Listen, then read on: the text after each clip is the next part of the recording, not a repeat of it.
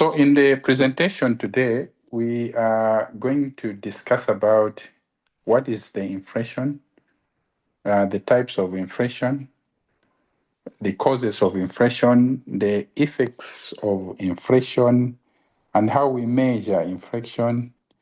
And we are going to have an outlook on how the inflation in Malawi is. And we are also going to look at how would we compare the inflation in Malawi with the rest of the African region. And lastly, measures on how we can deal with the issues of inflation. By definition, inflation is defined as a sustained increase in the price level of goods or services, or in other words, it's a fall in the value of money. When the level of currency of a country exceeds the level of production, inflation may occur, and the value of money depreciates with the occurrences of inflation.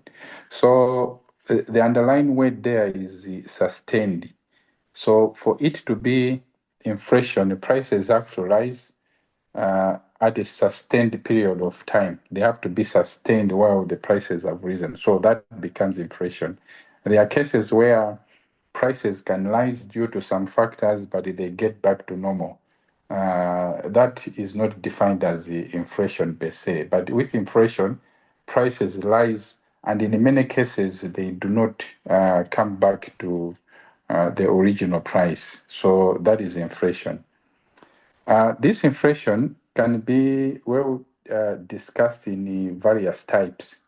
All right, there are about 5 types of inflation which I'm going to discuss today. We have open inflation, suppressed inflation.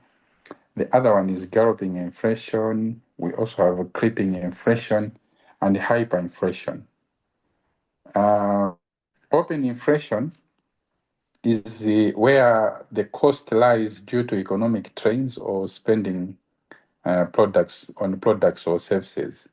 So this is a normal inflation that would occur in any market. Prices in any market, they are not stick for a long time. They change, you know. So that's normal. Where the packet of sugar, the things will change, the production cost will change. So that is a normal inflation. It's an open inflation, and it's decided by the factors of demand and supply. And then you also have suppressed inflation. In the suppressed inflation, this is a situation where you have an inflation taking place in your country, but it has been suppressed due to it has been suppressed by other regulatory factors. This could be suppressed due to maybe you have subsidies in a country, situations where the price of fertilizer is the normal price is 120,000, but the government has subsidized it, the price is lower. It also happens on fuel. The price of fuel can be subsidized. So it doesn't mean that there is no inflation. There is inflation, but it has been suppressed. And then you have galloping inflation. This is where prices of goods and services rise digitally. It is impossible to reduce and causes of the problem of this. It results to economic decision and disturbances. So where you have the various economic distortions and disturbances, you may have this type of inflation. It's not normal inflation. And then you also have the creeping inflation. This is a situation where inflation of a nation in a country increases gradually, but continually over a long period of time. This tends to be typically a pattern of many nations. Although the increase is relatively small in the short term, but after a long period of time, it affects the buying power. So this is a situation where you go in a shop, you find the price of matches was for example 50 kwacha. You go next week, you find the price was 55 kwacha. You buy anyway. You go the other time, you find it's 60 kwacha. So the prices are rising, but gradually, but at a steady rate. Then what And inflation that is, types what of is inflation. crippling inflation. And then the last one, you have the hyperinflation. Hyperinflation is an extreme case of monetary devaluation that is so The rapid last time they were not ready. and out of control that the normal concept of value and the prices are meaningless. Excuse me, the speaker. Through the moderator, would you please advise the audience that they should mute the mics? We should not hear feedback from the background. Thank you. Thank you so much for that. Indeed, people have to mute their mic. So we are talking about the hyperinflation. The hyperinflation is described as inflation which is exceeding 50% per month. And sometimes no strict numerical definition can exist to define hyperinflation. Hyperinflation is caused mainly by excessive deficit in spending in an economy. And in many cases, the deficit in spending is financed by printing more money by government. So a situation where government is not making money for its economy, but it's just printing money to use in the economy. That can cause hyperinflation. Some economists believe that the social breakdowns lead to hyperinflation, like what happened in Zimbabwe. And all the cases where you have hyperinflation, we had the social breakdown. Either there was war, there was fighting, there was a lot of things happening. Like for example, in Germany, during the First World War, after the First World War, there was hyperinflation, which was getting up to 30,000 percent per annum, and in Zimbabwe it reached about over 200 million per month inflation, and in Hungary recently, not recently, the recent country with the hyperinflation is Venezuela, which has been caused by excessive printing of money, and it reached about 53%, 53 million percent, and that is hyperinflation. I've seen some comments saying that Malawi is in hyperinflation. We haven't yet reached there. We haven't reached hyperinflation. Ours is along creeping inflation. That's what I can say. What are the causes of inflation? Number one is demand pull inflation. Demand inflation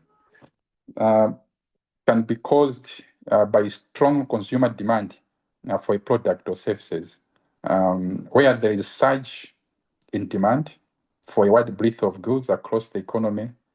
Their prices tend to increase.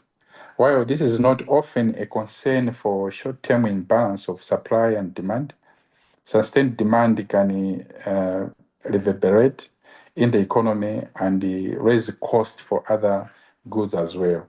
So the factors on the demand side could be increase in the money supply, increase in disposable income, deficit financing, foreign exchange reserves, where you don't have foreign exchange reserve, but like our case, you have a demand pull inflation taking place.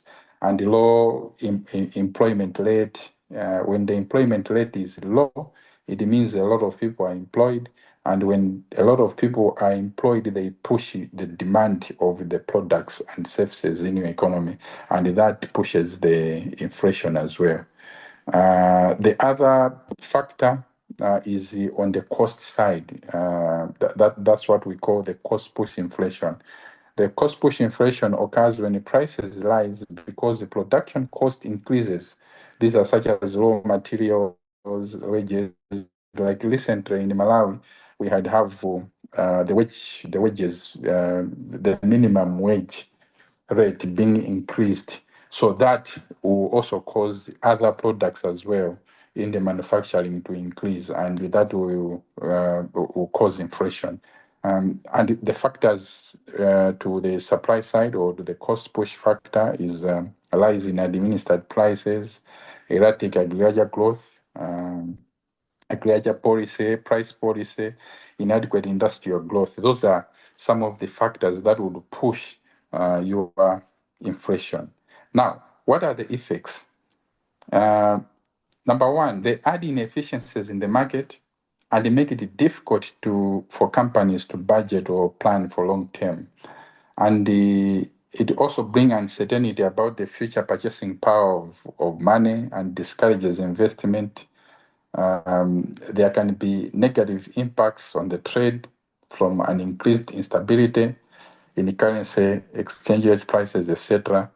So those are some of the effects, and consequently, there is it adversely affect on production. It also adversely affect the distribution of income. On the distribution of income, you have debtors that gain, okay, while creditors they lose, all right, because the money has reduced the power, the buying power. The salary person, if you are employed, obviously you lose when there is inflation. If you are a fixed income earner, obviously you lose when there is inflation. Equity holders like investors, they gain. Those that have share capital in companies, or you have shareholders, you gain because the company gets to be revalued. Businessmen, they gain, it increases their profit. What do? You also factor in inflation there. Farmers, well, they can gain, they can lose, depending on the situations. There are three ways we can measure inflation. There is the CPI. You know, the CPI is the common one, the Consumer Price Index, like what the NCIC have developed, the construction indices. That's one way you can measure the inflation. You have the PPI and the SPI. I'm trying to rush because of time. Let's quickly look at the inflation in Malawi. Currently, our inflation is hovering around 29.5%. All right, that's the current inflation, and that's very high. Of course, when you go to the website of NCO, they will give you the food inflation and the non-food inflation. It's important that as a case, you must know these graphs, and if anything, if you are pricing, you can take these and you put in your bid so that they should support you how you are coming up with some rates or some markup rates. It's very, very important. So this is how inflation in Africa is looking. There are other countries like Benin, Seychelles, Mali, Burkina Faso, Uganda, Tanzania, Senegal, Rwanda that are doing very, very well in terms of managing inflation. They put low inflation. Benin is actually negative inflation as of today. Malawi is number 3, the country with the highest inflation. So indeed, we need to talk about inflation and how we can manage inflation in our pricing strategies. And then how do we measure inflation? We have monetary policy measures, the fiscal policy, and other measures. So those you know them better. The monetary policy will share this, and we can discuss this after this presentation.